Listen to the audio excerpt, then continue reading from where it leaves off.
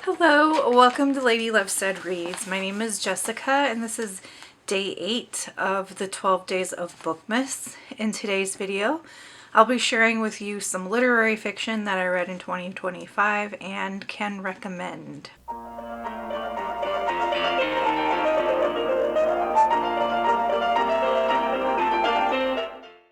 I have 6 books on my list that I can recommend for literary fiction.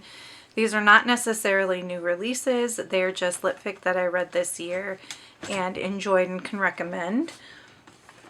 I'm also trying to not double up any of my books on my Bookmas videos lists, so hopefully these will be ones that I have not yet talked about in the 12 Days of Bookmas. First, we have The Sirens by Emilia Hart. This has got a lot of magical realism in it. It's about 2 sisters that have a skin condition where they're essentially allergic to water. Like their skin breaks out in hives if it gets water on it.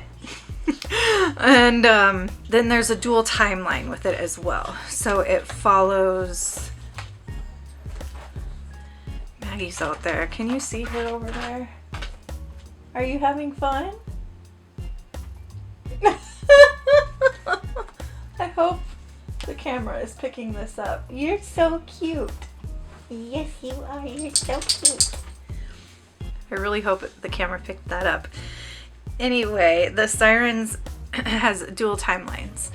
The second timeline is set in the past, and it focuses on women from Ireland that have been charged and found guilty of a crime, and they're being transported by ship to Australia where they will serve their prison sentence. So it documents the women's experience on these ships and just like how terrible the conditions are and the awful things that they experience during the voyage. The 2 timelines, the one with the women prisoners and the one with the 2 sisters, do end up converging at the end in a really interesting way. This book was a little slow to warm up for me, but I ended up absolutely loving it. There are some themes in this similar to My Dark Vanessa and The Ingenue by Rachel Kapelke-Dale. So if you've read or liked either of those books, I can't remember the author of My Dark Vanessa. I think it's well known enough, you probably know what I'm talking about. But yeah, if you liked either of those books, you might really like this. Carmilla by Sheridan LeFanu. This is actually a classic, a gothic classic vampire story. It's about Carmilla, who is a vampire, and she has her sights set on a new target, a young girl who she wants to drink this young girl's blood, so she manipulates her way into living with her and her father. And I think Thunder wants a cuddle. One moment. Ugh, talk about manipulators.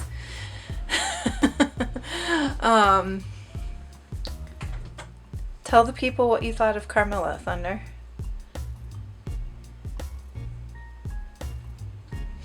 Interesting. So she manipulates her way into living with this young girl and her father. It's a pretty short read. And one of the things that I really liked about it was it's very scary. It's very creepy. And like those creepy scenes will send a chill down your spine. Like the visuals and stuff, they're really good. It was published, I want to say in like 1852 or 1862. I don't know, somewhere around there. 1872. I don't remember. Obviously don't remember. But for being published in that time period, it's not very difficult to read. Like the writing is still pretty accessible and easy to understand and digest. So I think it's something that a lot of people can read and enjoy no matter your reading level. Next, A Carnivore's Inquiry by Sabina Murray. This is about a woman who is a bit of a jet setter, and everywhere she goes there are dead bodies. Like, it's hard to explain. Like, people just end up dying mysteriously. And She's in this toxic relationship with a man named Boris, who is basically like her sugar daddy.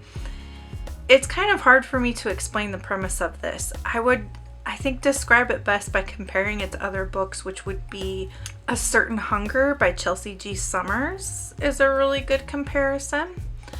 I would also compare it to Acts of Desperation by Megan Nolan.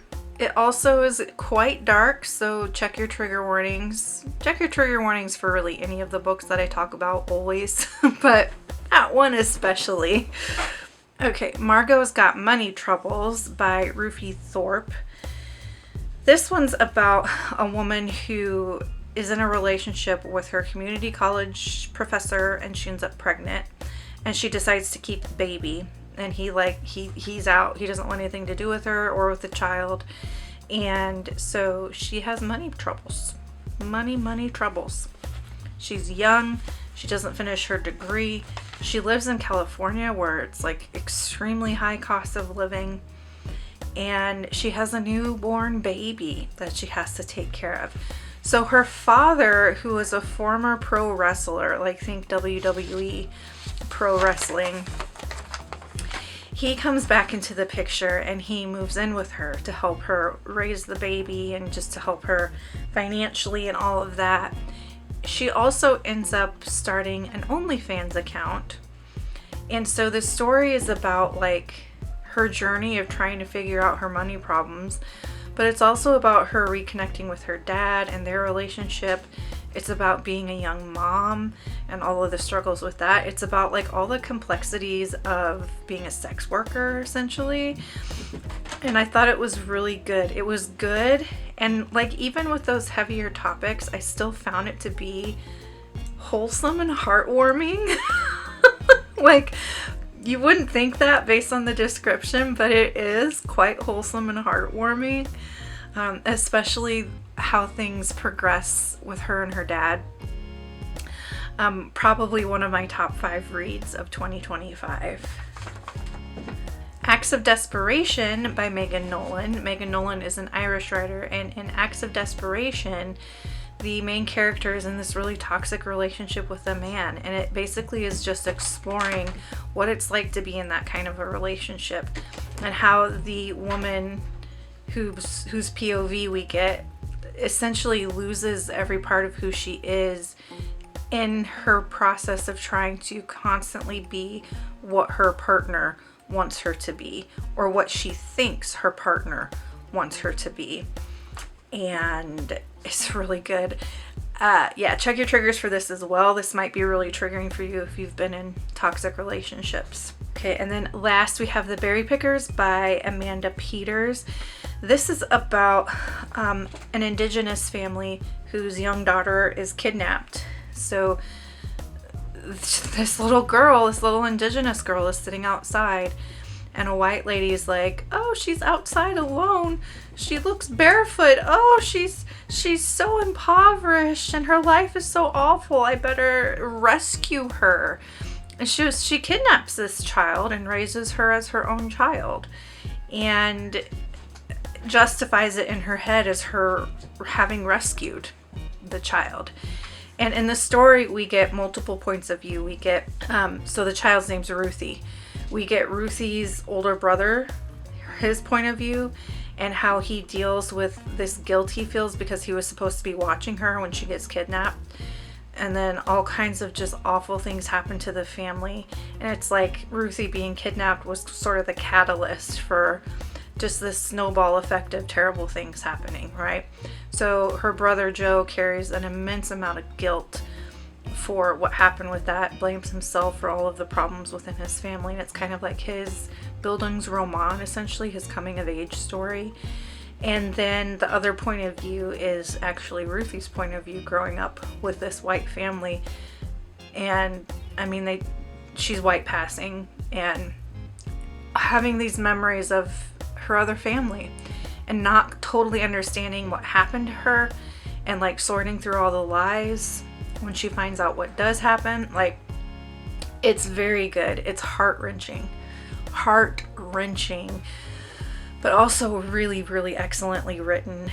And it's a shorter book, but it packs so much into, you know, the number of pages it is. I definitely want to read more from Amanda Peters. All right, so that's a list of literary fiction that I read in 2025 and can recommend. I think from this list, my favorite would probably be Margo's Got Money Problems by Rufi Thorpe, for sure. Have you read any Litfic this year that you would recommend? Put your recommendations in the chat below. If you just want to leave me an emoji to let me know you're here, go ahead and leave me a wrestler emoji for Margo's dad. And until next time, make sure that you continue to read good books, drink good coffee, take care of yourselves and each other. Bye.